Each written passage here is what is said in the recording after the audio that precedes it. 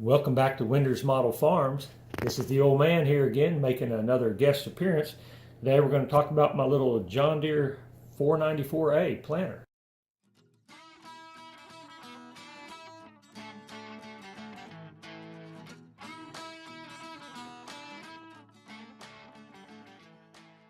Here we go. This was a gift from one of the boys to me.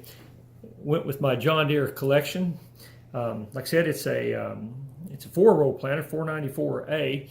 I believe this came out late 50s sometime. I've done a little research on it, but I'm not as sharp on this as the boys are.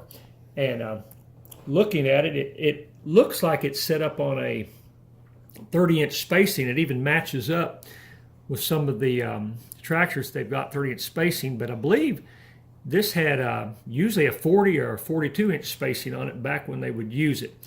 And I remember in the 70s seeing a lot of the farmers use this, and I thought it was pretty big.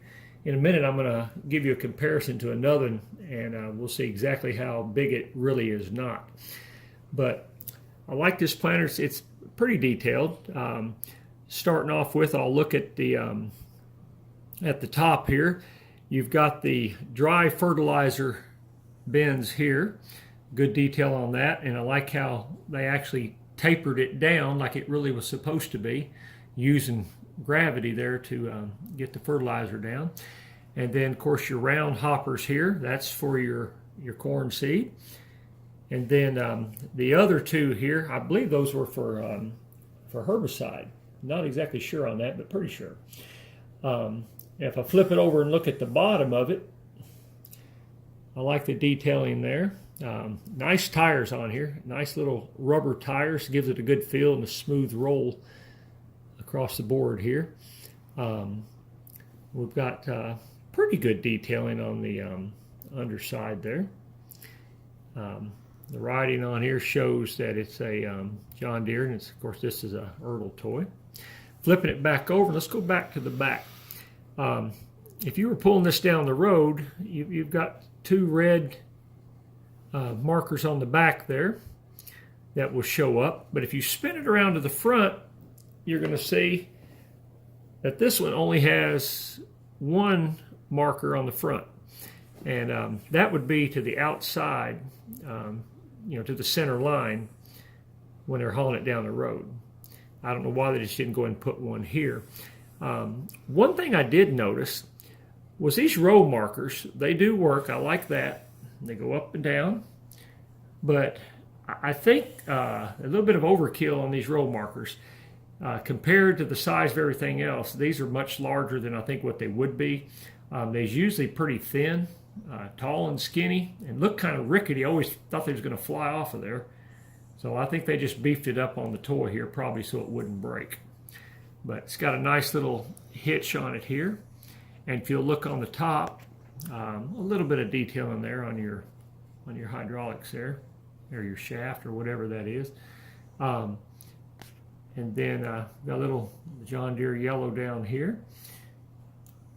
And then of course turn it back to the side. We looked at it a while ago, nice little John Deere logo on the box, if that can be focused on. We'll turn it just right there. Looking pretty good. And we'll spin her back around. But one on each side. Just a nice little toy there. And of course, if I was farming this, I would put it behind my John Deere 4020. Fits right nicely, and that's exactly what I would see back in the 70s. I would be sitting on one fender, farmer would be sitting in the tractor, on the tractor, and there'd be a radio right over there, just going down the road. And I thought I was farming all day long, when actually I think I was just keeping them company. The only work I would really do would help pour the bags of corn into the hoppers. And it was all I could do to pick up one bag. I don't know, looking back, if they were 50-pound bags or what they were, but I was just a skinny little boy, so that's about all I could handle. Now I want to show you something else. I want you to look at the size of this 4-row planter. And to show you how far we've come, I'm going to show you a John Deere DB120 that is a 48 planter. And by the way, this is a little plug. I believe there's just a couple more planters they're going to do a review on, and this is going to be the final review on this planter here. So I'm not going to say much about it. All I'm going to do is show how massive that planter is compared to this planter. If I put it all the way out here on the end, it just about covers one wing, which is 4. And if you'll look at that, if I slide it down through here, you can see 48 versus 4. So that's 12 passes on this one to 1 pass on this one. That's just how far they've come since they designed this. And who knows, 20, 30 years from now, we may look at this big planter just like we're looking at this one. Anyway, I just wanted to share that with you. I appreciate them letting the old man come back in and make a guest appearance once again.